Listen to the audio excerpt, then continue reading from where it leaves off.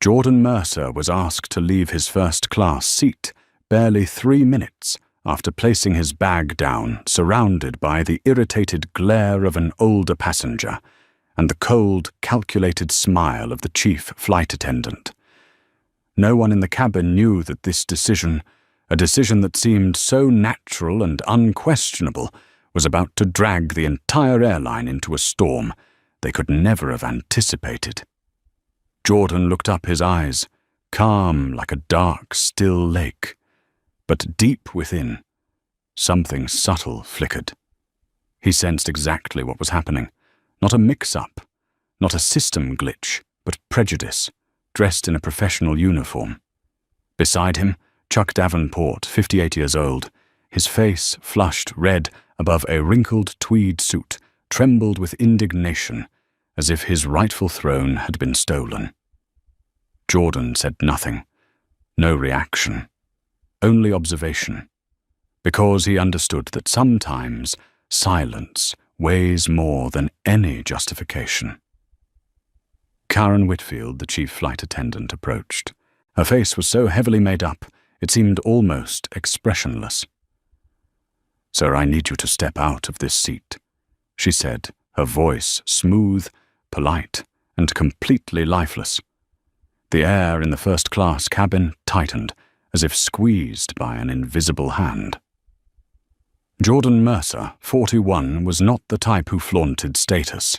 He wore a grey athleisure outfit, tailored with such precision it felt weightless, elegant as cold metal, refined enough to be tasteful, not showy enough to declare status.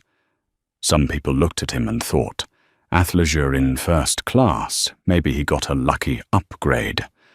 No one imagined he was the CEO of Meridian Dynamics, the logistics AI giant that controlled nearly 30% of all autonomous cargo routes in North America, a man who had negotiated deals that made the global transport industry bow their heads. Yet in this moment, all they saw was a black man who looked younger than the usual occupants of seat 1A. That misjudgment was something Jordan had lived with his entire life, but an airplane cabin was the place he least expected it to unfold.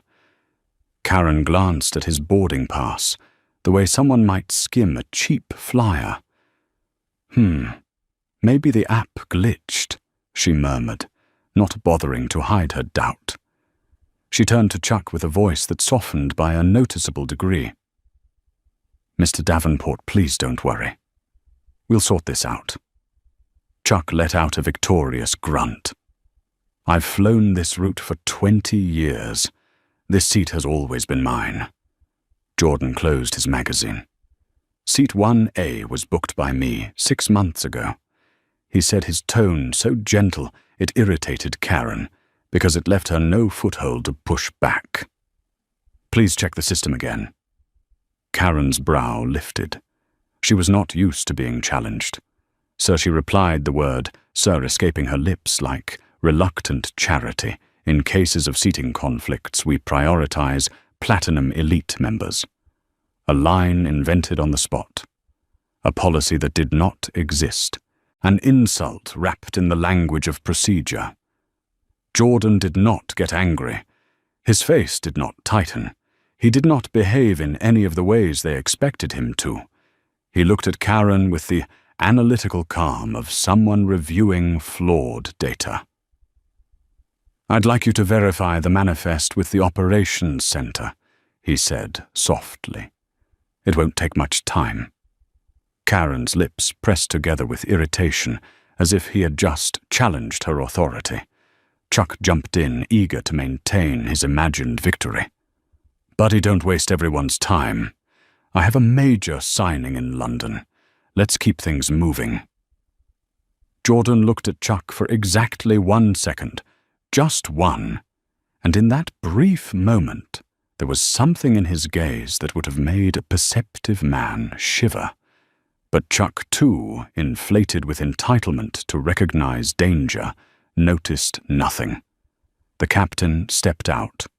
Richard Hayes, 56, his face worn from decades of flying, wanted only one thing to take off without complications.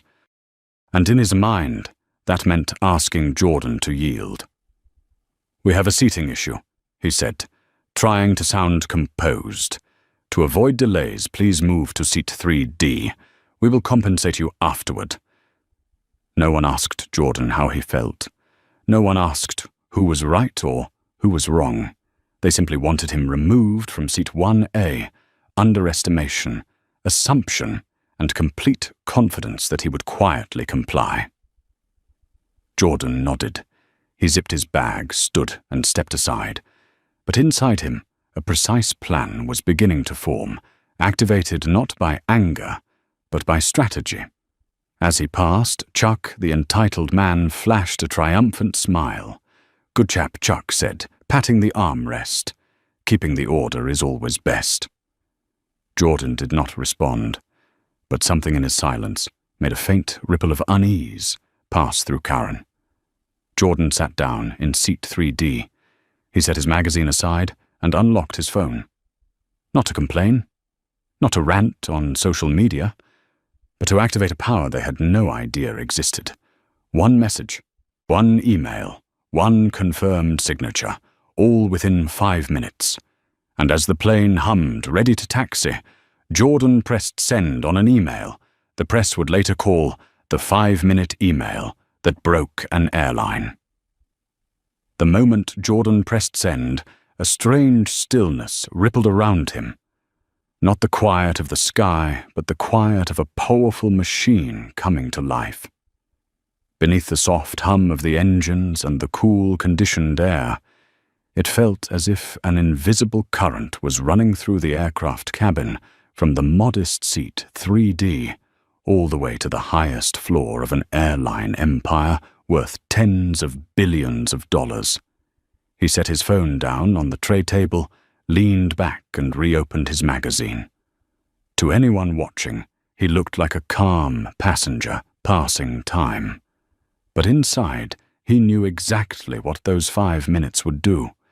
They would rearrange the entire architecture of Aurora Airlines, and the people who had underestimated him had no idea the storm already on its way. In the cockpit, Captain Richard Hayes had no clue that everything had just shifted. He was moments away from announcing takeoff when his comm screen lit up with a tone that every veteran pilot recognized an executive priority call.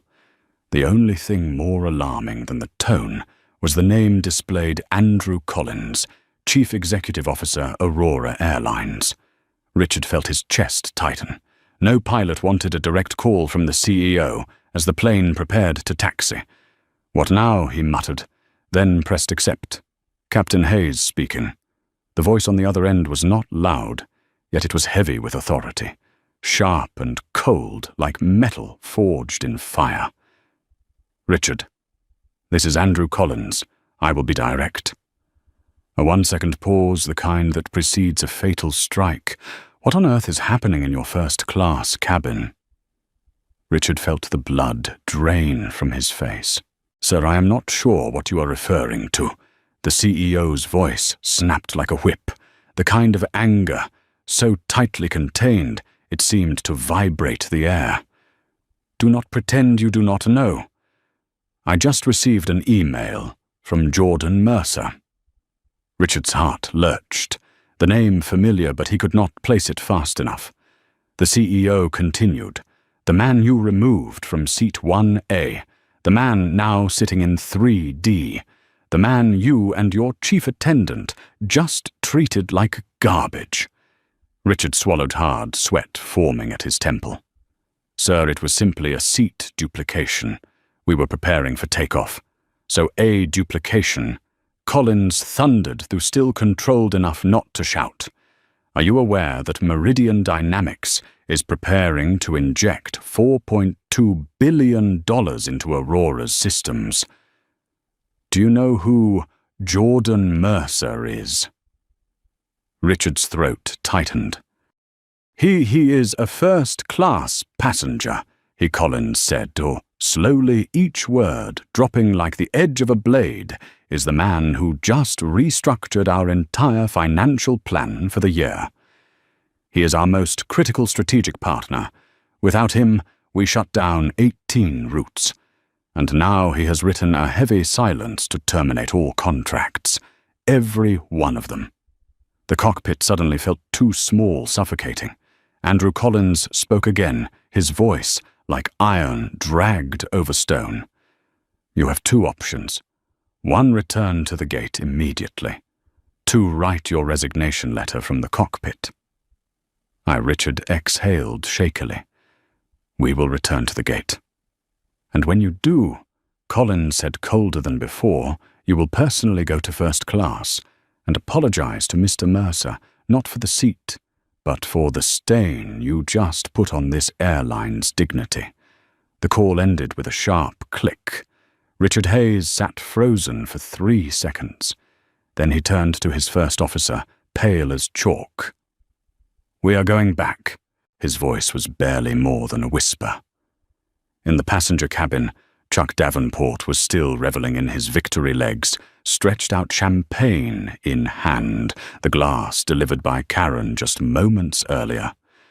Finally back in proper order, Chuck said to her, half amused, half triumphant, For the price I pay, 1A is naturally mine.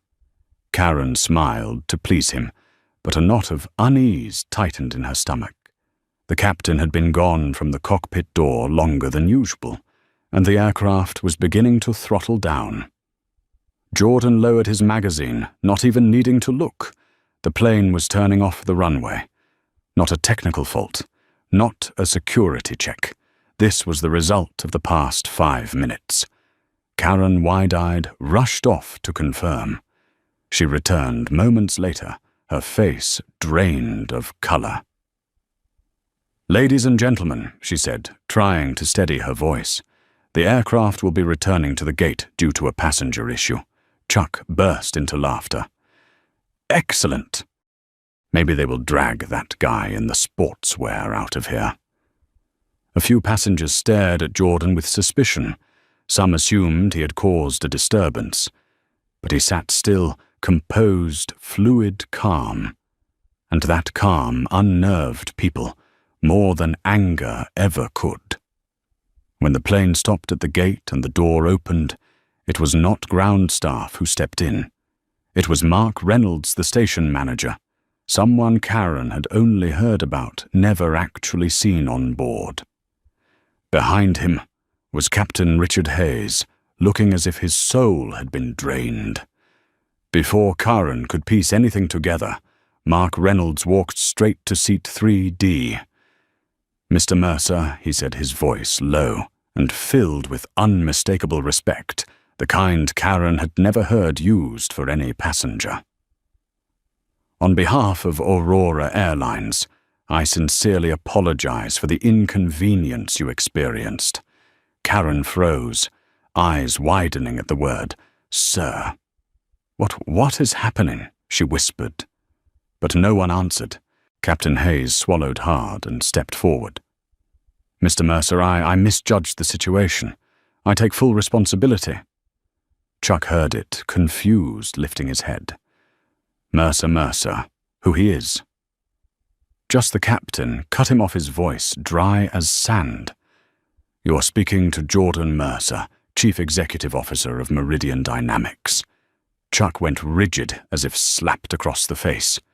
A cold shiver ripped through Karen's spine. That name, she had heard it in training briefings. A key figure in Aurora's post-pandemic recovery strategy.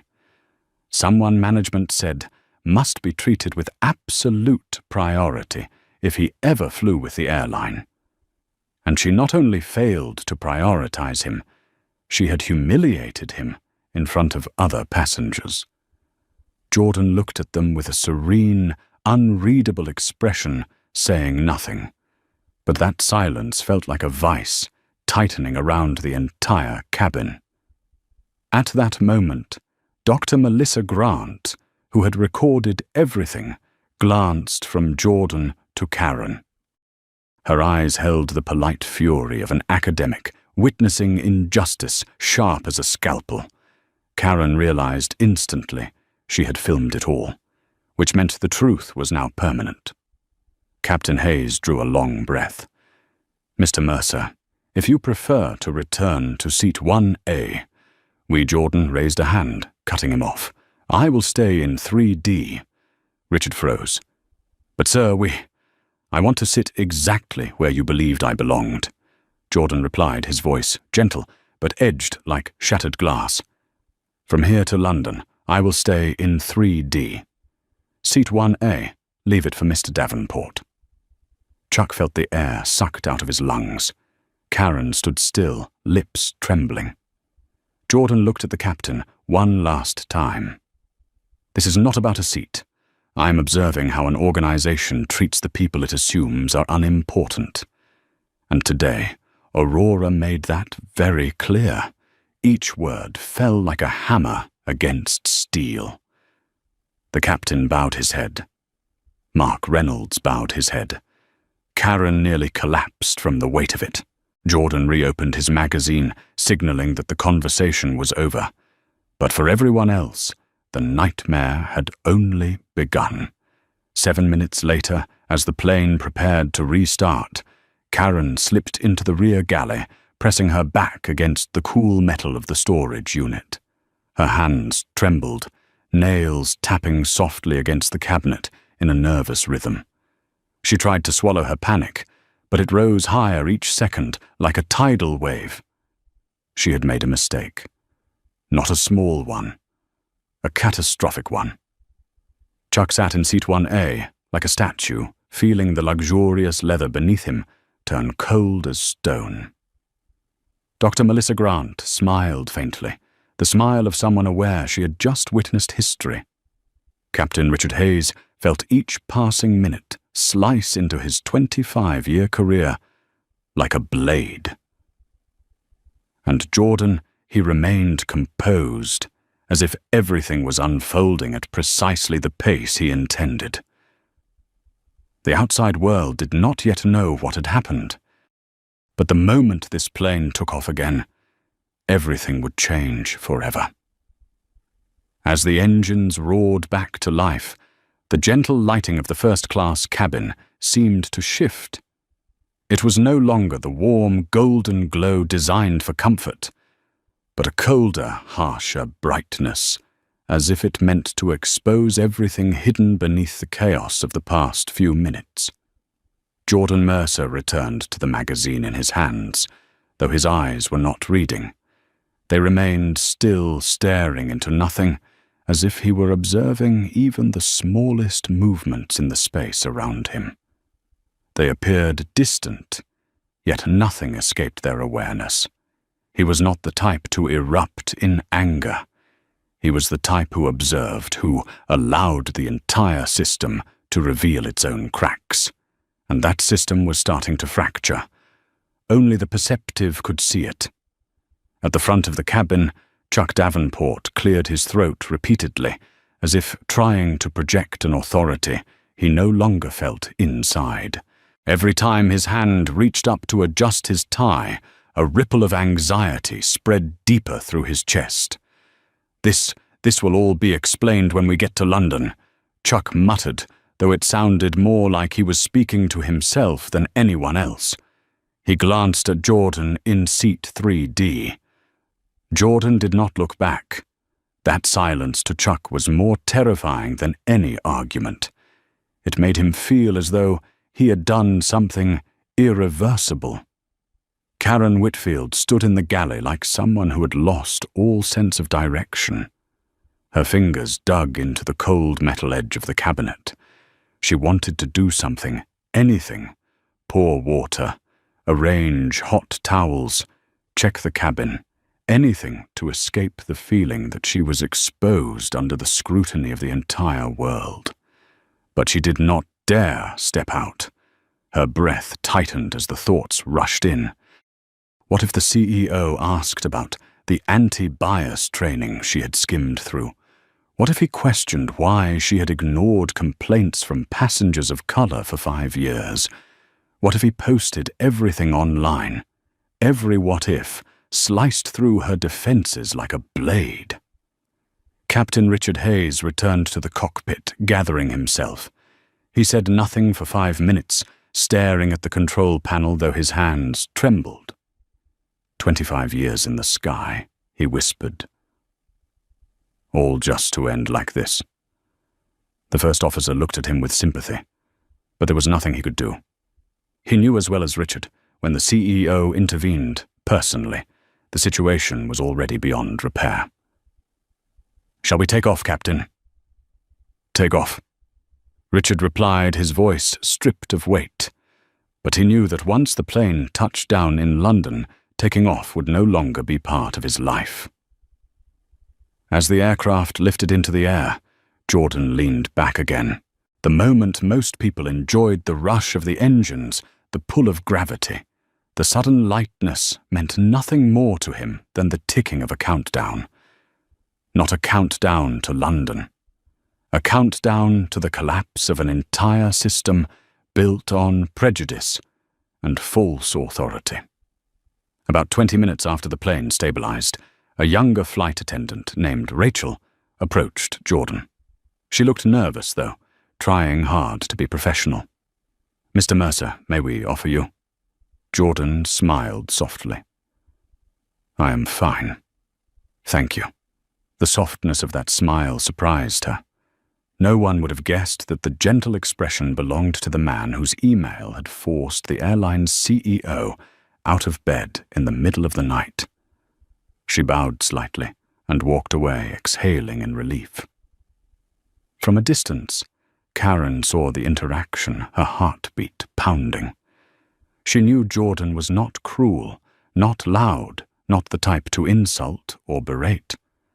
But it was precisely his calmness that frightened her most. People who stayed calm were the ones with real power, and real power never needed to raise its voice. First class fell into an uncanny silence. The sound of pages turning, the faint clinks of glasses, the soft tapping of keyboards all seemed quieter than usual. Everyone sensed that the atmosphere had changed. Even Chuck, normally boastful and chatty, stayed perfectly silent.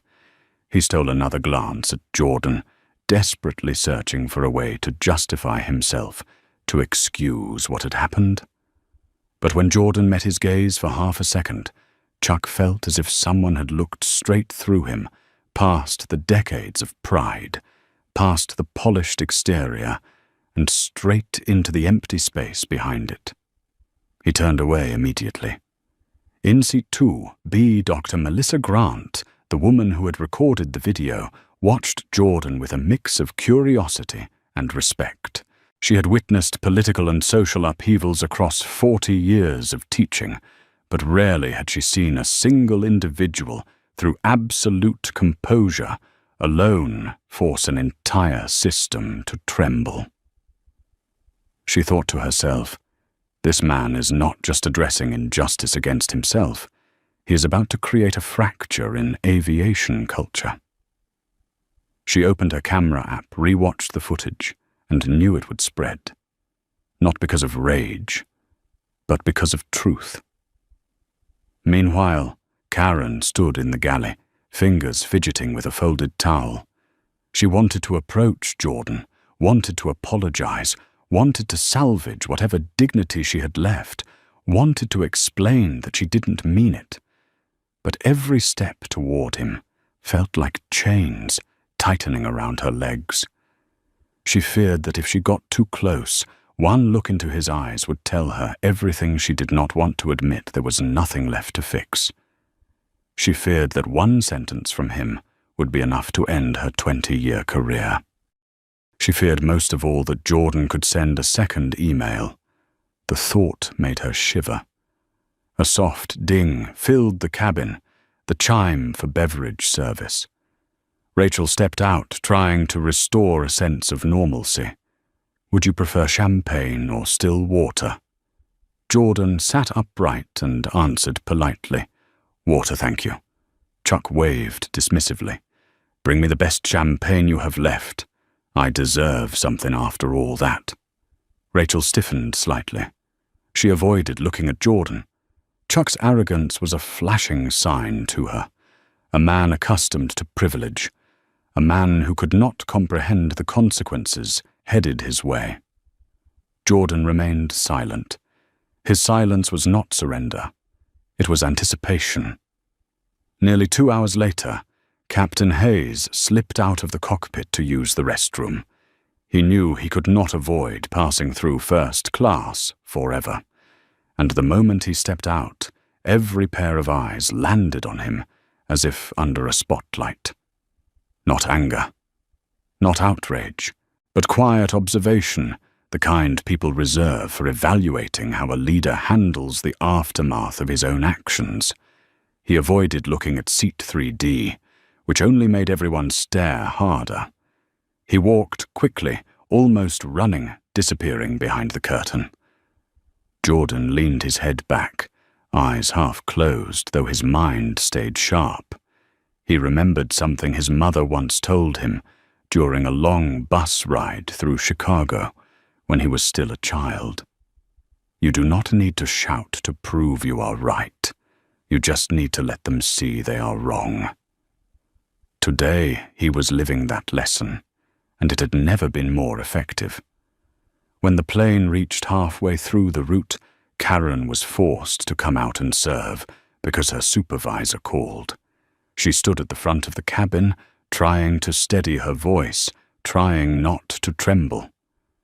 Ladies and gentlemen, she began, though, her voice cracked. We apologize for the inconvenience earlier in the flight.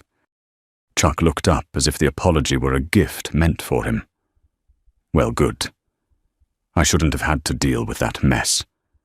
Karen closed her eyes for a moment and opened them again.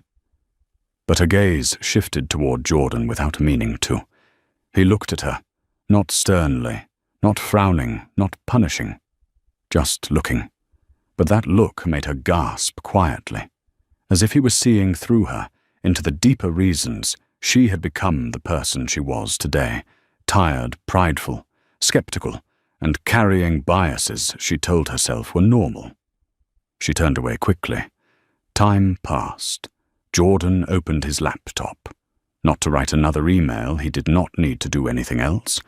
He reviewed the analysis of Aurora Airlines' infrastructure, included in the $4.2 billion investment plan. And he knew what Karen and Richard had done was not a personal error. It was a symptom of a systemic disease. Discrimination. Misplaced authority. A culture that rewarded noise instead of integrity. Aurora Airlines needed to be rebuilt from the foundation. And if Andrew Collins was smart, he would collaborate with Jordan to make that restructuring happen. If not, Aurora would collapse. Jordan did not need to threaten him. Collins already knew.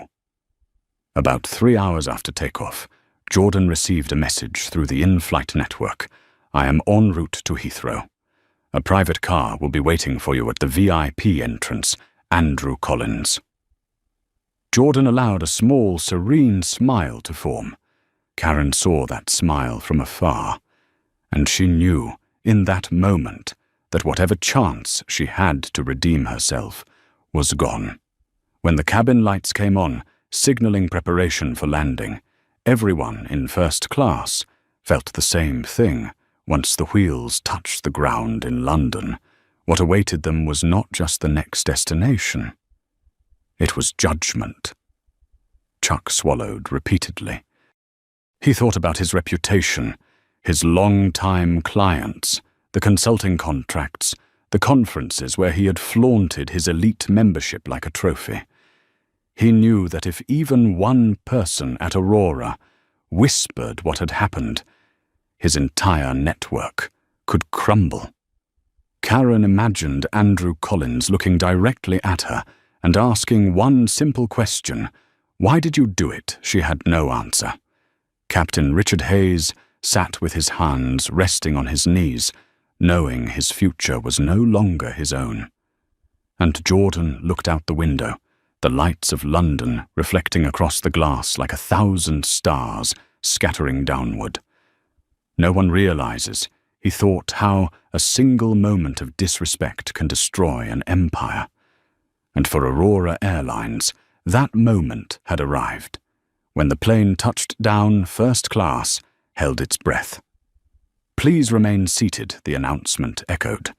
"The door will open, but we ask that all passengers wait for further instructions." That was not a normal announcement, and everyone knew it. Jordan fastened his seatbelt again and breathed steadily. The confrontation was coming. One airline, one rotting culture, one underestimated man, and the moment of truth ready to tear apart everything they thought they knew. The moment the massive Boeing 787 lifted off the ground, the atmosphere in the business class cabin shifted instantly. The half-hearted laughter of passengers faded, leaving a suspended silence drifting between the rows of seats. No one said a word, but everyone knew something unusual was unfolding. Jonathan Hale, the man who had been stripped of seat 2, by the very crew whose system he was preparing to invest billions of dollars into, sat quietly in seat 5. D opened his laptop and typed the final lines of the email that had already turned the entire flight upside down. Jonathan did not look at anyone, nor did he show a hint of insult or anger. He simply remained silent, as if he were rewriting the world with a few keystrokes. But inside him, a cold storm unfurled, not a storm of rage, but one of disappointment. He had grown used to being judged by appearances, but this time it struck at what he despised most, the arrogance of those who believed they held power. 3 rows ahead, Wendy Clark, the attendant who had used her supposed authority to remove him from his seat, was pouring champagne for the passenger she believed was the real VIP. Her attempt at staying composed no longer hid the fear tightening around her throat.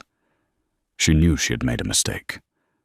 What terrified her more was the sinking realization that it was a mistake beyond repair. In the cockpit, Captain Ross Riley stared straight ahead, but his mind was nowhere near the flight path. When he received the satellite call from the CEO of Airverse Airlines, his hands went numb. 1 second earlier, he had been the commander of a $280 million aircraft.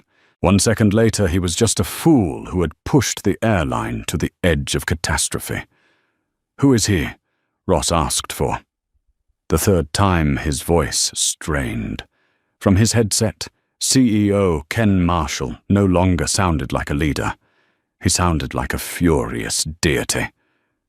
"You just remove the man we are signing a $6.4 billion partnership with, the man who is saving the financial life of this airline. I warned you never mishandle a VIP from Ethereum Logistics. And you just committed the most idiotic mistake possible." Ross swallowed hard. He felt his 27-year career dissolving into smoke. In the business class cabin, Jonathan continued reviewing documents, but with every passing minute, the crew grew more restless. They whispered anxiously in the galley, glancing toward him, as if he were a bomb waiting to detonate. The junior attendant, Emily Foster, who had stood silently while Wendy pushed Jonathan out of his rightful seat, felt her chest tighten. Wendy's earlier words stabbed at her mind like needles. "He doesn't look like business class. This seat is for real frequent flyers. We have a priority policy, a policy Wendy invented." Emily was not a bad person, but her silence had helped shove an innocent man out of the seat he rightfully purchased. Now she began to understand there was something unusual about Jonathan, not in the way Wendy thought. Not undeserving, but far too powerful. 37 minutes after takeoff, the aircraft banked left slightly, then unexpectedly descended. Passengers looked around anxiously as the seatbelt sign illuminated, even though there was no turbulence. Wendy immediately bent down toward the nearest passengers, her voice trembling. Just a small adjustment. But when the cockpit door opened, her reassurance collapsed instantly.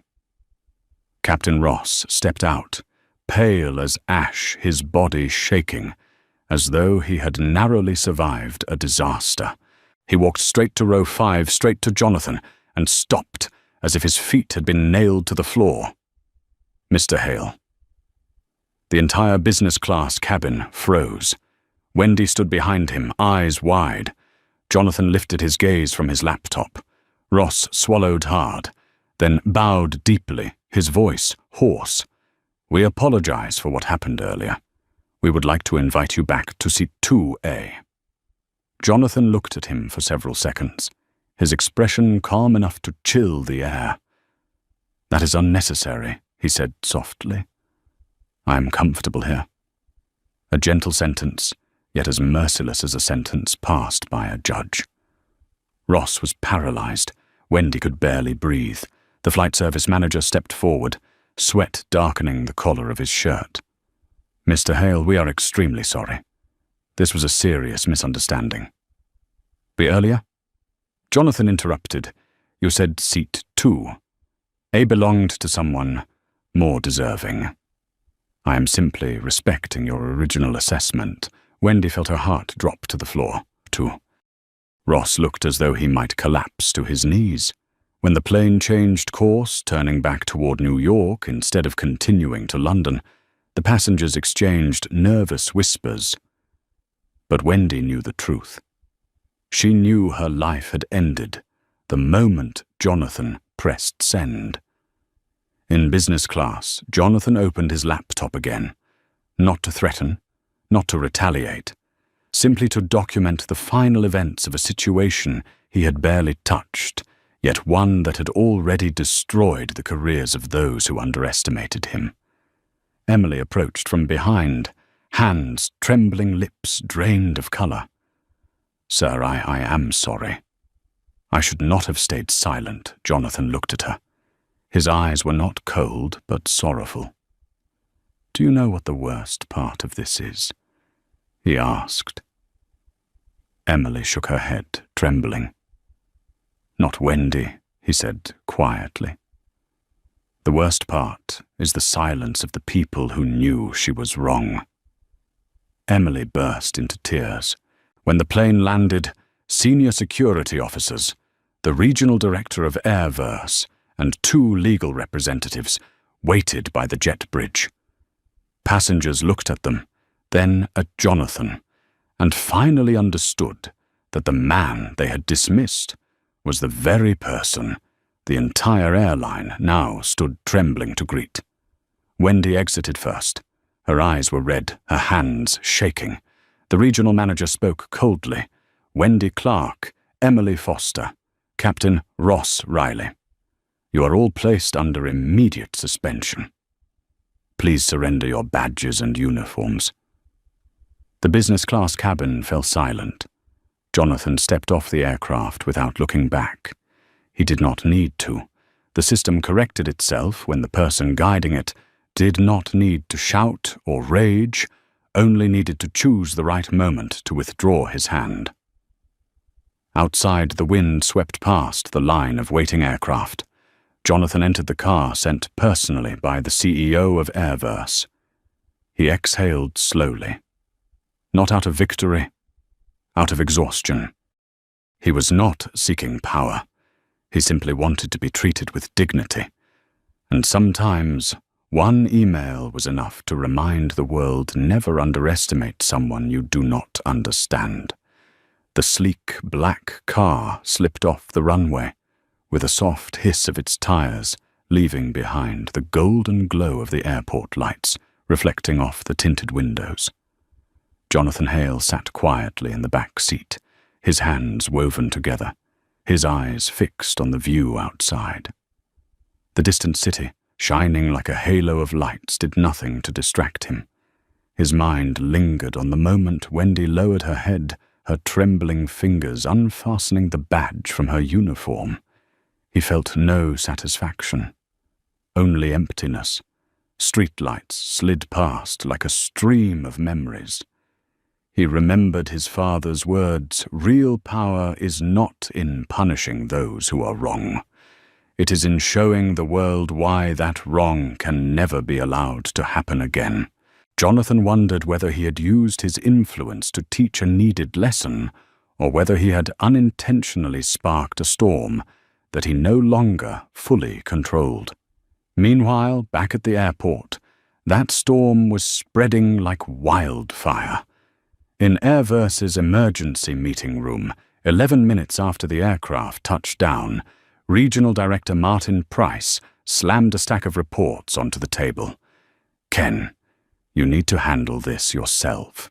The video leaked, I do not know from where, but it is already on Twitter, and the views are rising every second." CEO Ken Marshall closed his eyes, pinching the bridge of his nose. "I know," he whispered. "Mr. Hale sent another email after he left the plane." Martin blinked. "Sent to whom?" "To me." The room fell utterly silent. Martin exhaled. "And what did he say?" Ken lowered his voice. "He did not ask for compensation. He did not ask for terminations. He did not ask for an internal investigation. He did not demand anything at all. He sent one sentence, 'Let me see how you handle this.' The room was packed, yet everyone felt the temperature drop. One sentence, one period, one crushing silence. For Jonathan Hale, it was merely a reminder. For Airverse, it was an ultimatum. In the car, Jonathan received a call from an unknown number. He answered without change in expression. "Mr. Hale," a deep, polite voice said.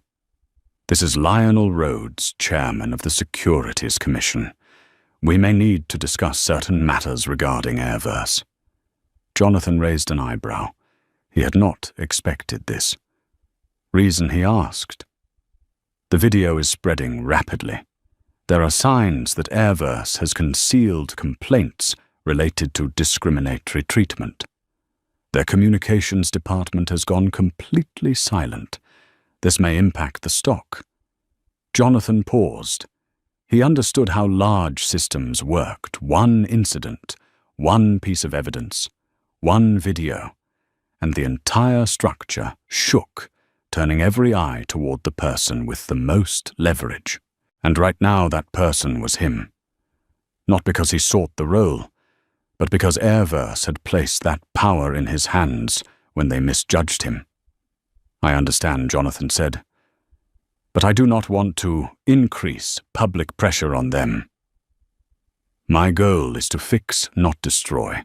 Mr. Hale Lionel said quietly, "You are too kind, but this system is not built for kind people. If you do nothing, Airverse shares will fall more than 20% by morning." Jonathan pressed his lips together. Ken Marshall needed to make a decision.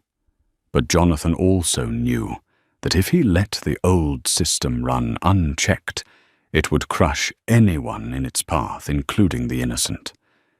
He didn't want Wendy to lose her job. He didn't want Emily to face public outrage. He didn't want Ross to lose his pension. But the truth was coming at them like a train without brakes, and he could not step off the tracks. At the airport, Wendy Clark sat alone in the staff lounge, her folded uniform on the table. Her white blouse still held the faint scent of inexpensive perfume she used to mask the fatigue of a long day. Wendy had worked 22 years and never imagined everything could end so suddenly. She stared at the mirror. The woman looking back had tired eyes and a hint of bitterness. She wondered, have I always been this way, or did this job turn me into someone like this? Once she had been a warm, enthusiastic attendant who wanted every passenger to feel cared for. But years of metrics, complaints, entitlement from wealthy travelers Performance reviews and pressure had worn her down. She thought toughness was armor. She never realized it had become a trap that made her harsh.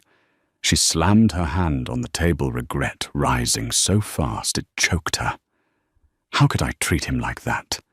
She whispered, voice breaking.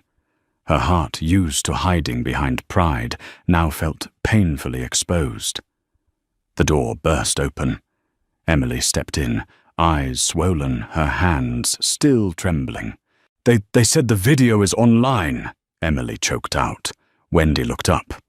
Mr. Hale, he could ruin our entire careers. Emily shook her head, tears streaming. He is not that kind of man. You saw him. He just wanted to be respected. Wendy closed her eyes, her heart tightening. She knew Emily was right. Jonathan was not the one destroying them. They had pushed themselves to the edge. At Airverse headquarters, CEO Marshall stood before a mirror. He straightened his tie and stared at his own reflection, the face of a man about to make decisions in one night that could change the company's history. He remembered a meeting 3 months earlier, when Jonathan first walked into his office. No secretary, no negotiation team, no display of wealth. Just one sentence Airverse can do better, and I am willing to invest so it can. That was the first time Marshall believed the aviation industry, slow and resistant to change, could evolve. And now he stood at the moment that would prove it. He turned, striking the desk with a firm tap. "Prepare a press conference," Marshall told his assistant, "and take me to Mr. Hale's hotel." The assistant froze. "Right now, sir. Right now." His voice carried the resolve of someone with no path backward.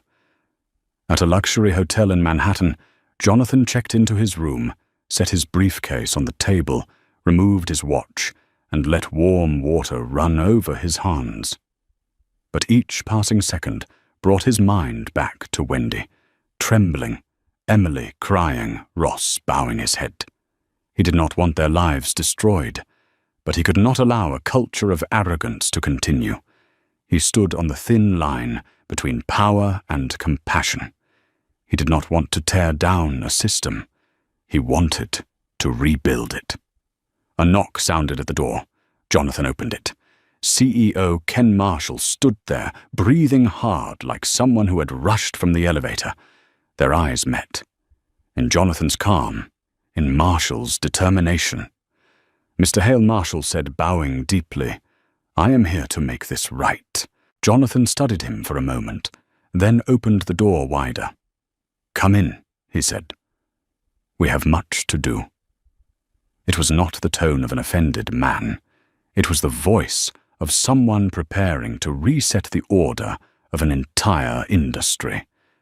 And that night, the two men on opposite sides of the storm sat across from each other, in a room overlooking the glowing city, ready to redraw the map of aviation with the calm resilience of a man once underestimated and the resolve of a man who realized his mistake. It marked the beginning of a new chapter. Not a chapter of revenge, but one of responsibility, transformation, and justice. Rain drifted softly over New York, the tiny droplets sliding down the tall glass window of the 38th floor, like thousands of silent punctuation marks closing a day that had ended in chaos. In the dim golden light of the hotel room, Jonathan Hale and Ken Marshall sat across from each other at a walnut table. The faint scent of mint tea floated in the air, but neither man had the mind to enjoy it. The silence stretched on heavy and unsettling, not because they lacked words, but because they understood that whatever would be spoken next could reshape the future of an entire airline. Jonathan set his cup down and tapped a finger lightly on the handle, as if marking the rhythm of a song he had heard too many times in his life, the song of being underestimated.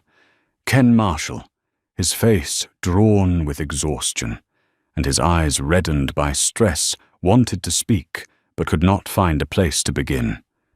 He had never faced the edge of losing control the way he had tonight. In the end, it was Jonathan who broke the silence. He rose, walked to the window and looked down at the city slowly sinking into darkness. The scattered lights reflecting against the glass cast his silhouette like a lone figure, surrounded by waves of shifting illumination. "Do you know what disappointed me most?" Ken Jonathan asked, his voice soft but cold. It was not that Wendy dismissed me. It was not that Ross tried to force me out of my seat. What disappointed me was the silence of the organization you lead. Silence in the face of wrongdoing. Silence in the face of injustice. Silence toward what should have been corrected. Ken lowered his head. "I know we failed." Jonathan turned back toward him. "No, you do not know. If you knew, today would not have happened." His words carried no anger, no accusation. They felt instead like an unavoidable truth marking the line between two men, one holding financial power, the other holding the fate of a collapsing system. Ken inhaled deeply and looked Jonathan directly in the eye as though accepting a verdict. "Then help me understand. From this moment on." Jonathan remained still for a moment, then returned to the table and opened his laptop. When the screen lit up, rows of data appeared like thousands of cuts, revealing Airverse's hidden wounds. He turned the screen toward Ken. "This is our internal analysis. My data team conducted it, and it tells me everything Airverse has ignored for far too long." Ken stared at the numbers, his fear growing with every passing second. 26% of discrimination complaints dismissed. Nearly 70% of black and minority passengers reporting cold treatment. Almost half of crew members having witnessed colleagues weaponize their authority. And the disciplinary rate for violations only 4%. Each number landed like a punch to Ken's chest, knocking the breath out of him. How did we let this happen?" he whispered. "Toxic culture does not appear in a single day," Jonathan replied. "It grows when people in charge forget why they started, when small mistakes are overlooked, or when small biases go uncorrected, when indifference becomes routine." Ken's arms fell at his sides. "I do not know where to begin." Jonathan looked at him with steady, unwavering eyes.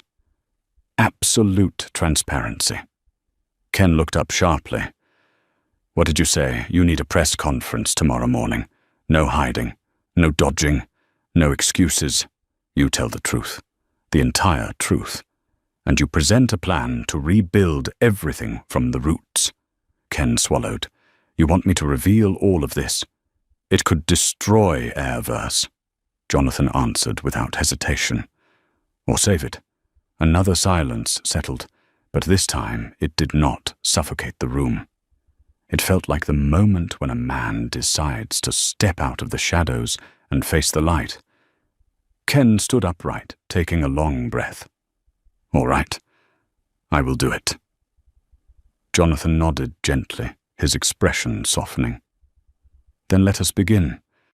Over the next 3 hours, they drafted a reform plan unprecedented in Airverse's history, retraining the entire cabin crew, installing an AI monitoring system for all passenger interactions, forming an independent board to investigate cultural issues, and most importantly, creating a program called the Stand Up Initiative, proposed by Jonathan himself, designed to allow employees to report misconduct without fear of retaliation. Meanwhile, at the airport, Wendy Clark sat alone in the HR room, staring at the badge that had been taken from her. She had cried until her throat burned, but the fear inside her remained untouched. 22 years of service undone by one moment of failure. The door opened. Emily Foster stepped in, her eyes red. Ross Riley followed, shoulders slumped. None of them spoke. They were no longer attendants or pilots. They were simply three people clinging to the last scraps of their dignity. Emily asked through trembling lips, "Do you think we still have a chance?" No one answered. Because their fate no longer rested in Airverse's hands. It rested in the hands of the man they had dismissed simply because he did not look like business class. The silence that filled the room was painful. At the hotel, Jonathan checked the time, 2:47 in the morning. He stepped out onto the small balcony, letting the cool wind brush against his face. He remembered Wendy's sharp sentence as she stood over him earlier. That seat is for someone more deserving. Jonathan didn't want her life to fall apart. He did not want Ross to lose everything. He did not want Emily to live under the weight of regret. But he could not shield them from the truth. Because truth is the foundation of change. Jonathan walked back inside and looked at Ken Marshall, who had fallen asleep at the table surrounded by documents. In that quiet moment, Jonathan understood something. Tomorrow would not just be a press conference. It would be the moment that determined how Airverse would survive, whether as an airline, collapsing under arrogance, or as one reborn from the ashes of its old culture. Jonathan turned off the lights, allowing the city outside to keep shining. A new chapter awaited. And he, the man once pushed out of his seat in front of everyone, was now the one writing that chapter, not with revenge, but with reform, responsibility, and faith in human dignity. The morning in New York did not truly begin with sunlight. It began with the sound of breaking news. When Jonathan opened his eyes, the hotel curtains were still drawn, but the white glow of a new day slipped through the narrow gap like an invitation. He reached for his phone. 58 unread messages, 26 missed calls, more than 300 emails, all revolving around one topic, the Airverse incident. Melissa Grant's video, not even 2 minutes long, had surpassed 1 million views in just 8 hours, becoming the centerpiece of every platform, from Twitter to major news outlets. Headlines danced across his screen like arrows piercing straight into Airverse's heart. CEO removed from business class, Airverse facing discrimination allegations. The most powerful figure in logistics, publicly humiliated. Jonathan exhaled slowly. He did not want to become the face of a media storm. He only wanted a better system. But when power collides with truth, the world never stays still. Ken Marshall had not slept at all. He arrived in the conference room downstairs at 6 in the morning, dressed in a crisp suit, but with exhaustion carved deeply into his eyes. Dozens of communications staff, legal advisors, and internal oversight officers stood around the large table, each wearing the expression of someone who felt a blade pressed against their throat. No one spoke before Ken entered, and that silence made the room feel heavy as lead. When Ken finally spoke, his voice no longer trembled, as it had the night before. It carried the hardened resolve that any CEO must possess when standing at the edge of disaster. We will not evade. We will not blame. We will not lie. A PR specialist shifted nervously.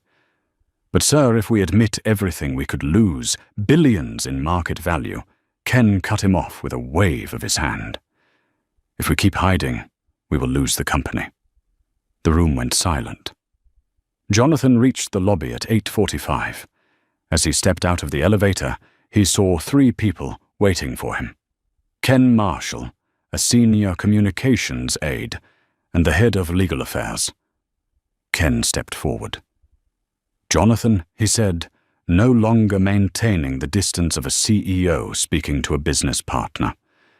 Thank you for coming. I need you beside me at the press conference." Jonathan frowned slightly. "I do not want to become the face of this event." "I know," Ken replied, his eyes carrying an honesty almost impossible to refuse. "But people will only trust what I say if you stand with me." Jonathan looked at him for a long moment. He understood Ken's fear. Not fear of journalists, but fear that without Jonathan's presence, the world would not believe Air-verse truly intended to change. At last, Jonathan gave a single nod, a gentle nod, but firm as a vow. When the Air-verse motorcade reached the company's midtown headquarters, dozens of reporters had already gathered in a semicircle, their camera flashes exploding like a storm of light. Jonathan stepped out of the car after Ken. A few reporters recognized him, and shouts erupted. "Mr. Hale, do you have a statement about the AV223 incident? Are you planning to sue Air-verse? Can you confirm that Air-verse staff discriminated against you?" Jonathan didn't respond. He simply walked past them, calm and composed, as though he had not been pushed out of a business-class seat in front of dozens of witnesses the night before. But it was precisely that calmness that made the reporters even more frantic. The Air-verse press room was large, but that morning it felt smaller than usual, packed with cameras, microphones, and eyes all demanding the truth. When Ken stepped up to the podium, the noise dissolved into absolute silence. Jonathan stood beside him, saying nothing, simply existing there like a reminder that this was no ordinary press conference. Ken took a deep breath, glanced at the paper on the podium, then pushed it aside. "I will speak without reading." A ripple of murmurs spread through the room. He continued, "I am here to accept responsibility. Not the responsibility for one individual mistake, but the responsibility for an entire system." Cameras turned toward Jonathan, but he remained still. Ken went on, his voice gaining strength with every word. "Yesterday on flight, AV223. Wendy Clark, a long-serving member of our cabin crew, acted improperly toward Mr. Jonathan Hale, not only disrespectfully, not only against protocol, but in a way that reflects a part of Air-verse's culture that has fractured. In the front row, a few journalists bent over their laptops, fingers flying across the keys. Ken spoke further than any PR team had ever intended. "I have no excuse to offer, and I will not attempt to use any." A reporter raised his hand. "Mr. Marshall, can you prove that Air-verse is not racist?" Ken looked straight at him. "No, not today. But starting tomorrow, we will." The room rippled with whispers. Then Ken delivered the line that made the entire press room hold its breath. "And to accomplish that, I need the cooperation of the man who forced us to face the truth." He turned to Jonathan. "Mr. Hale, please." Jonathan stepped forward. No one in the room knew what he would say. No one knew if he would condemn Air-verse. No one knew whether the careers of last night's crew would survive. Jonathan looked out at hundreds of eyes and spoke slowly. "I did not intend to appear today. I did not want to become the center of this story. I do not want anyone losing their job because of me." He paused, then looked straight into the cameras. "But I want a safer and more equitable aviation industry." A reporter called out, "Are you angry?" Jonathan met her gaze. "If I express anger, people will say I overreacted. If I stay silent, people will say I accepted poor treatment. I choose neither. I choose action." The press room fell quiet enough to hear the clicks of cameras. Jonathan continued, "Today Air-verse committed to change, and I will personally oversee that change." That single sentence, sharp and clear, made not only Ken, but the entire world pause. When the press conference ended, the two men stepped off the stage amid a flurry of questions and flashes. But as they entered the hallway behind the podium, no microphones remained. No cameras followed. Only two men who had endured one of the longest nights of their lives. Ken exhaled deeply and said, "Thank you." Jonathan shook his head.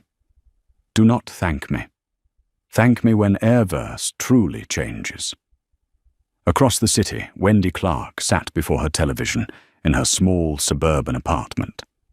She watched Jonathan standing beside Ken, calm, steady, never once uttering a harsh word toward her or Captain Ross. She burst into tears not out of fear of losing her job, but because she finally understood that the man she had dismissed carelessly was someone the entire industry would have to bow to. Yet he did not wish to crush her. When she turned off the TV and saw her reflection in the dark screen, Wendy felt ashamed for the first time in years. Not because she had been caught, but because she realized she had lost her kindness somewhere along the way. Meanwhile, Emily visited Captain Ross, who sat silently in his small living room with his hands clasped tightly. Emily sat beside him. "I think they might give us a chance," she whispered. "Mr. Hale is not someone who wants to destroy people." Ross looked at her, then at the TV replaying the press conference. His gaze softened slightly, though worry remained. "No one knows," he said quietly. "But I hope so." As for Jonathan leaving Airverse headquarters, he stepped into the New York streets, where the first sunlight slid across the rain-washed pavement. He lifted his eyes toward the pale gray sky. A new day was beginning, and he knew this was not the end of last night's incident, but the beginning of a long, turbulent process. But he was ready, because from the moment he had been pushed out of that business-class seat, he understood something clearly. Sometimes fate chooses one person to ignite the change a broken system has forgotten it needs. And today, that person was him. The morning after the press conference, New York was no longer just a city beginning another ordinary day. The media erupted, as if a spark had landed on a barrel of gunpowder. From Times Square to the subway stations, LED screens flashed non-stop with headlines: Airverse faces severe crisis. Jonathan Hale to oversee restructuring. Cultural reform in aviation begins with the AV223 incident. The crowd still rushed along the sidewalks, but the air felt heavier, denser, as if the entire city had been pulled into the center of a societal storm. Jonathan stepped out of the hotel, his dark coat fluttering in the early cold wind. Reporters still waited outside, but this time they did not swarm him like the day before. They simply watched, raising cameras and taking notes, as if they were witnessing the emergence of a symbol of change that no one dared approach too closely. Jonathan did not want to be the center of attention, but he understood there were moments when silence becomes the anchor that allows other voices to rise. And right now, the world needed those voices. In the black SUV taking him to the temporary reform headquarters, Jonathan scrolled through hundreds of articles. But what held his thoughts most was not the market analysis, but the video of Ken Marshall's apology. A CEO rarely reveals vulnerability before the entire world. But Ken had done exactly that, and that honesty convinced Jonathan that Ken was not merely trying to save face. He truly wanted change. The car stopped outside Meridian Dynamics, the temporary coordination center, where the joint reform team of both companies would work. Jonathan entered the large conference room where nearly 20 experts were already waiting. On the screen hung a chart showing Airverse's stock plunging. Yet no one panicked. They looked at Jonathan the way sailors look at a new magnetic north for a sinking ship. Jonathan stopped, set his laptop on the table, and said, his voice resonating through the room, "Today we are not fixing a mistake. We are fixing a culture." The room fell silent, not out of fear, but because they knew he was right.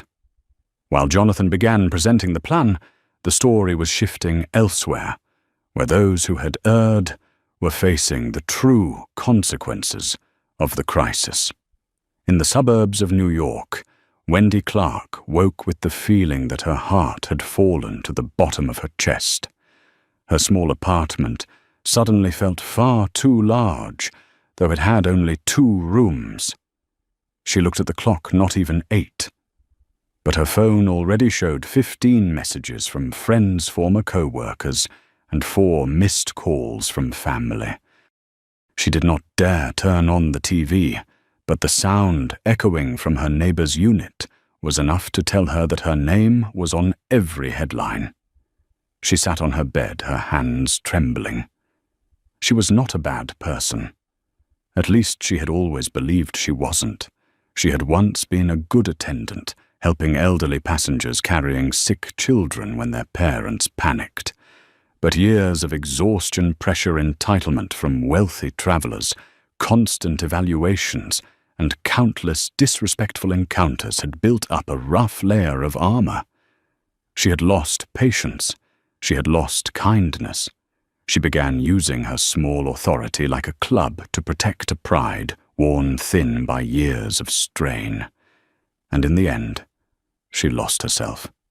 In the bathroom mirror, Wendy saw a woman with reddened eyes, messy hair, and a face caught between arrogance and collapse. She whispered, barely audible, "What have I done?" Across the city, Captain Ross. Riley faced the hardest morning of his life. He sat in the living room with a cold cup of coffee and the suspension notice lying neatly on the table. He had not told his wife. She was still upstairs preparing for a family lunch. Ross knew that once she saw the falling stock chart and the messages from colleagues, she would realize something terrible had happened. Ross had always been a serious man. For 27 years of flying, he viewed himself as a symbol of discipline and correctness. But he had also absorbed aviation's unwritten culture. The culture of truth comes second to being on schedule. Yesterday, when he stood before Jonathan and insisted he move seats to avoid delay, he genuinely didn't think he was doing anything wrong. He believed he was handling the situation quickly and efficiently. But today, looking back, he understood the cost of that complacency was far too high. Emily Foster, the only one of the 3 who still carried clear, earnest eyes, felt the deepest ache. She never wanted Wendy fired. She never wanted Ross suspended. But she knew that without last night's incident, she too might have become like Wendy, worn down, hardened, and one day judging an innocent passenger unfairly. Emily sat in the kitchen, holding a warm cup of tea, as if clinging to her last breath of stability. She replayed the press conference and watched Jonathan silently. He had not publicly condemned Wendy, not mentioned Ross by name, not humiliated Airverse. He spoke only of human dignity. Emily burst into tears. All 3 of them had been wrong, but the man they wronged had refused to destroy them. That made her regret even more than the fear of losing her job. In Manhattan, inside Meridian's meeting room, Jonathan reviewed the behavioral analysis reports. When passengers lose trust, the communications expert said the brand loses their hearts. Jonathan nodded.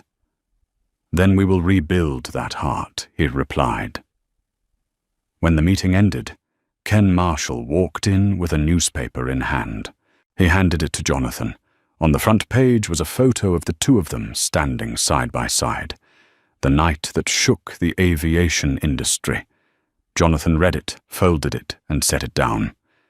"Ken," he said quietly, "this is only the first wave. The bigger ones are still coming." Ken sighed. "I know. But at least now I have you." Jonathan shook his head. "No, Ken. You have Airverse itself if you learn how to make your people feel valued." Meanwhile, in the Airverse HR office, a final decision was being drafted. The disciplinary council did not want to act out of panic. They did not want to punish the 3 employees because of public pressure. They wanted to reflect the spirit that Ken and Jonathan were trying to build, not cutting off heads, but healing the roots. Wendy stood outside the hallway, clutching her hand so tightly that her nails pressed into her palms. Emily walked beside her, trying to stay calm, though her heart raced. Ross followed behind his once imposing frame, now diminished like a man awaiting judgment. When the door opened, they entered. Before them sat a long table, 7 supervisors watching them, not with condemnation, but with the gaze of people trying to balance justice with mercy. The decision was delivered in a steady voice. "Your actions were wrong, but we seek change, not destruction. Wendy Clark, 3-month suspension with mandatory retraining. Emily Foster, noted for failure to intervene, but not terminated. Ross Riley, 6-month suspension with re-evaluation for reinstatement." The 3 looked at one another. No one spoke, but in the silence there was something that resembled hope. In Midtown, Jonathan stood on the rooftop of Meridian, watching Airverse planes take off in the distance. He knew the journey ahead would be long and filled with challenges, but he felt his heart grow lighter because at least he had done what was right, and the world even slowly was shifting in the direction he had hoped for. He slid his hands into his coat pockets, closed his eyes, and let the morning breeze run through his hair. One chapter had closed. A new one had opened. And he, the man pushed from his seat just 1 day earlier, was now rewriting how an entire industry treated human beings. In the days following the press conference, America spoke of nothing but Airverse. The AV-223 incident had moved far beyond the boundaries of a single airline. It had become the symbol of something much larger, a problem people had avoided, buried or accepted as an unfortunate normal in the service industry. But this time, someone refused to accept it. And because of that, the entire system was forced to stop. Jonathan Hale, despite trying to stay away from attention, could not escape the tidal wave of coverage. The media called him the man who made the aviation industry face itself. Market analysts called him the quiet detonator, a man who never raised his voice, yet possessed the power to shake every layer of a system. As for Airverse, they had no path backward. The explosive press conference sent their stock down 8% in a single day. And although that was bad news, it opened the door to something many within the company had quietly hoped for: real reform. Jonathan watched everything from a distance, not with pride, but with caution. He understood that every step Airverse took now was like walking on thin ice. The right direction could lead to rebirth, the wrong one could sink them. What he did not expect was how this crisis would trigger a chain reaction. That very night, 6 other major airlines released statements. No one wanted to be the next one. Delta Aeromax, Skyjet, Continental Nova Wings all announced they were reviewing internal procedures. But Jonathan understood what those words really meant: fear and opportunity. Fear because they knew they might meet another Jonathan. And opportunity because change was no longer avoidable. In a closed-door meeting, Ken Marshall showed Jonathan dozens of emails sent by senior pilots and flight attendants. We've seen this happen many times. Thank you for speaking up. If Mr. Hale needs testimony, I will step forward." Jonathan read each line with a heavy heart. He realized Wendy and Ross were not the only victims of a distorted culture. They were its products. What troubled him was not that he had been pushed out of his seat, but the realization that there were hundreds of Wendys and hundreds of Rosses repeating the same mistakes with no one telling them to stop. Meanwhile, in suburban New York, Wendy Clark stepped outside for the first time after days of only daring to watch the world through the slit of her door. She went to the neighborhood grocery store to buy food. But the moment she walked through the automatic doors, 2 shoppers recognized her from the news and whispered. Wendy bit her lip, lowered her head, trying to stay steady under the weight of guilt crashing over her. Suddenly someone touched her shoulder. Wendy flinched and turned around. It was an elderly woman with silver hair and gentle eyes. "I watched the press conference," the woman said softly. "Not everyone is brave enough to face their mistakes. You didn't run from it. That is something worthy." Wendy froze.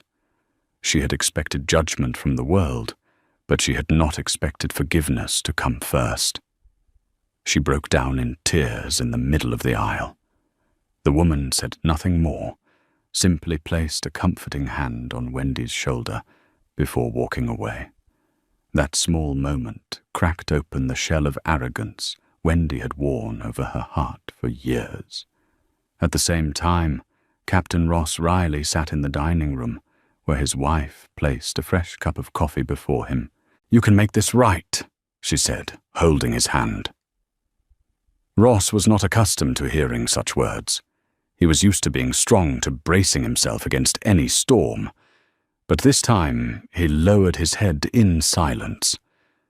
The only words he managed to whisper were, "I forgot why I started flying." His wife touched his cheek and murmured, "Then find it again." While Wendy and Ross faced their painful rebirth, something else was unfolding a few blocks away. Jonathan received a call from the chairman of the National Aviation Federation. "We would like you to speak at next week's annual conference," the man said, his voice slightly trembling. "The industry needs to hear you." Jonathan was silent for a few seconds before replying, "I do not want to be the face of a crisis. I just want this industry to treat people as human beings." The voice on the other end exhaled. "That is exactly why we need you." Jonathan ended the call and looked out the window. Tiny planes crossed the night sky. He thought about the thousands of people on every flight, about the countless passengers who had been dismissed, ignored, or humiliated because of the unconscious bias of someone with a small measure of authority. He could not fix everything, but he could start something. The very next day, Jonathan and Ken announced Airverse's reform plan based on 3 pillars: transparency, accountability, and humanity. Every passenger complaint would be addressed within 5 days. Every frontline employee would be retrained. Every incident with signs of discrimination would be investigated by an independent board. And most notably, Airverse would establish a fund called the Human First Initiative, an investment of hundreds of millions of dollars to protect passenger dignity and support employees who stood up for what was right. When the article about the Human First Initiative was published, social media exploded. Many called it the most significant cultural revolution in aviation in 30 years. But what surprised Jonathan most was a message from Emily. "Mr. Hale, I will join the employee retraining team. I want to be part of the change." Jonathan stared at the message for a long time, feeling something soften inside him. A small light, but a real one. That afternoon, another unexpected message arrived from Wendy Clark. "I do not dare ask for forgiveness," it read, "but I want to thank you. Because of you, I saw the person I lost. If I have a chance, I want to make it right." Jonathan reread it multiple times, not because he was shocked, but because he understood that sincere regret is the first step toward rebirth.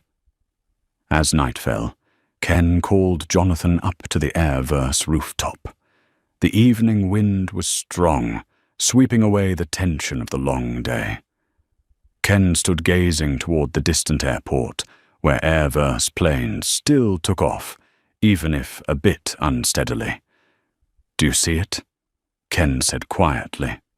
"We did not collapse," Jonathan replied, "because you chose to face it." Ken turned toward him, sincerity in his eyes. "And because you forced me to." A plane ascended into the night sky, its blinking lights cutting through the darkness. Jonathan watched it, feeling a weight lift from within.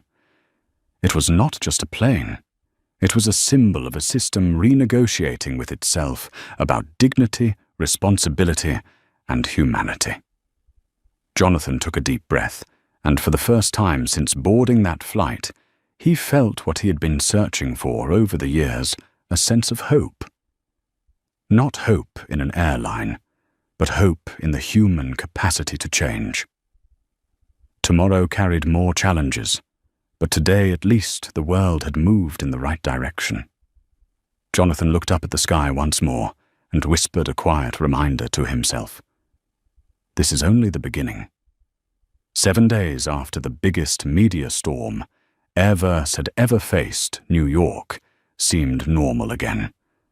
But for those who had lived inside that storm, normal no longer felt familiar.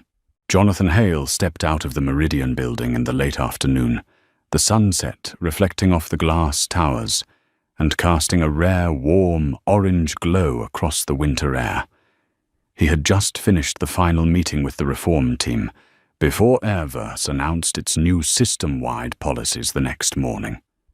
A new chapter for the aviation industry was about to be written, and Jonathan knew he had reached the end of a journey he never intended to begin.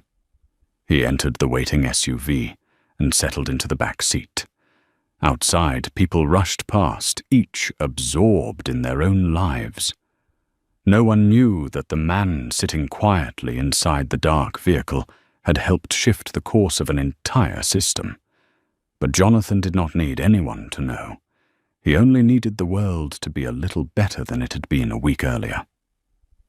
The car moved along Fifth Avenue, where the billboards had already begun replacing news about the AV223 incident with new topics.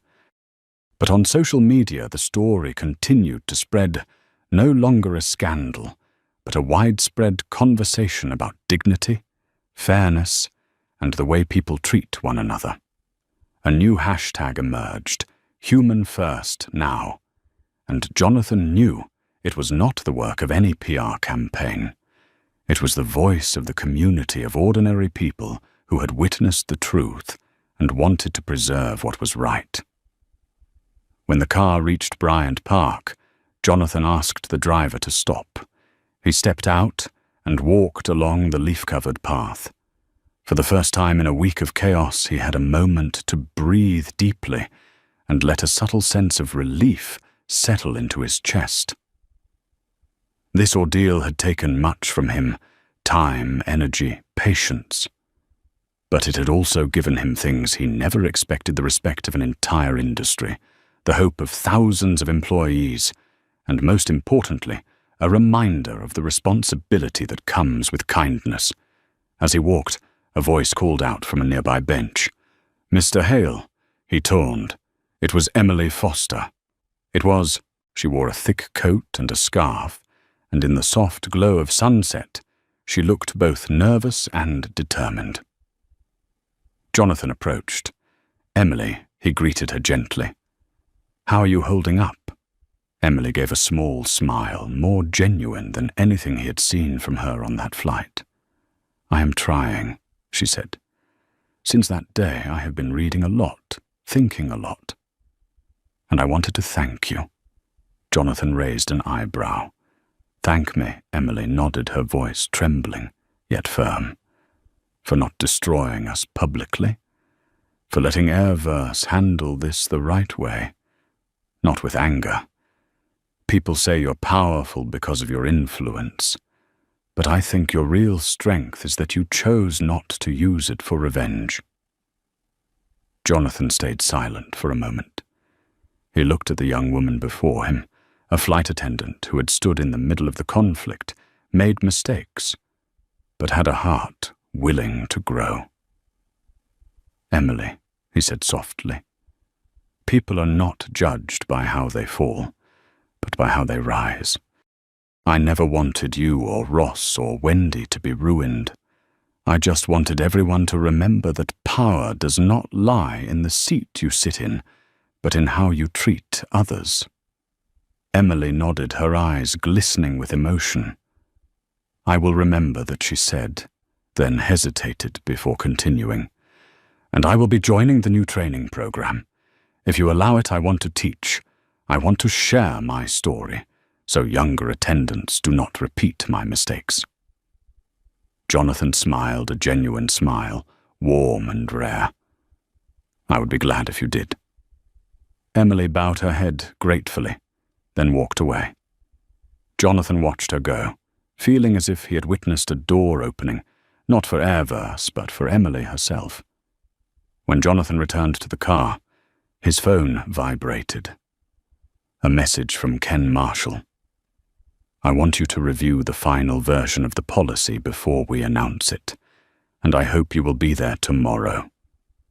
Not as a victim, as the co-founder of the Human First program. Jonathan read the message, then gazed out the window at the rising city lights. He knew Ken was not exaggerating. Jonathan had not wanted to stand at the center of anything. But sometimes, for true change to occur, a person has to stand exactly where fate places them.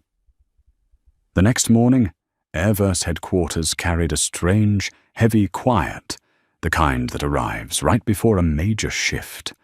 In the large auditorium, more than 300 employees filled the seats, while millions watched the live stream around the world. When Jonathan entered with Ken, every pair of eyes turned toward them, not with curiosity, but with expectation. Ken opened the announcement with a short speech, then turned to Jonathan. "No one deserves to speak about Human First more than him," Ken said. Jonathan stepped to the podium, feeling the weight of thousands of eyes. He inhaled without notes, without a script, letting his heart guide his words. This past week, he began, we did not just witness an incident. We witnessed a reminder that sometimes what makes us fall are not the storms, but the small things we overlook. The room went completely silent. But people have a remarkable ability, the ability to change. And today Airverse is not just changing procedures. Airverse is changing the way it sees people. Jonathan spoke about Wendy, about Ross, about Emily not naming them to protect their privacy, but sharing the lessons so everyone understood that a mistake does not define a person.